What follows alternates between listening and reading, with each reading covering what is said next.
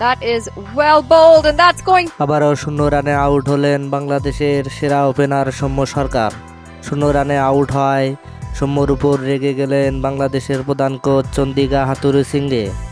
যুক্তরাষ্ট্রের বিপক্ষে দ্বিতীয় ম্যাচে নেমেই 0 রানে আউট হন সৌম্য সরকার, আর এতেই মাথায় হাত দেন বাংলাদেশের কোচ চন্দিকা হাথুরুসিংহে, কারণ তার কারণেই সৌম্যকে দলে নেওয়া হয়েছিল। কিন্তু সৌম্য সরকার এদিন ওপেনিংয়ে নেমেই হতাশ করেছেন সবাইকে। সৌম্য সরকারের এমন বাজে পারফরমেন্সে দলও হেরেছে খুবই বাজেভাবে। তাই তো সৌম্য সরকারের উপর আর আস্থা রাখতে পারছেন না কোনো খেলোয়াড় এবং বিশ্লেষকরাও, কারণ সৌম্য সরকারের এমন ব্যাটিং বিশ্বকাপে ভোগাবে অনেক।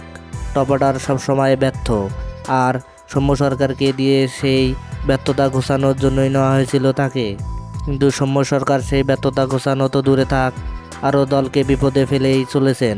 তাই তো বিশ্বকাপের আগে সৌম্যকে দল থেকে বাদ দেওয়ার পরিকল্পনা চলছে, কারণ সৌম্য সরকার ওপেনিংয়ে খেললে বাংলাদেশ একটা ম্যাচও জিততে পারবে না। হ্যাঁ দর্শক, আপনি কি মনে করেন সৌম্য সরকারকে দল থেকে বাদ দেওয়া উচিত? তাহলে অবশ্যই আপনার মূল্যবান মতামত কমেন্ট বক্সে জানিয়ে দিবেন। ধন্যবাদ। আল্লাহ হাফেজ।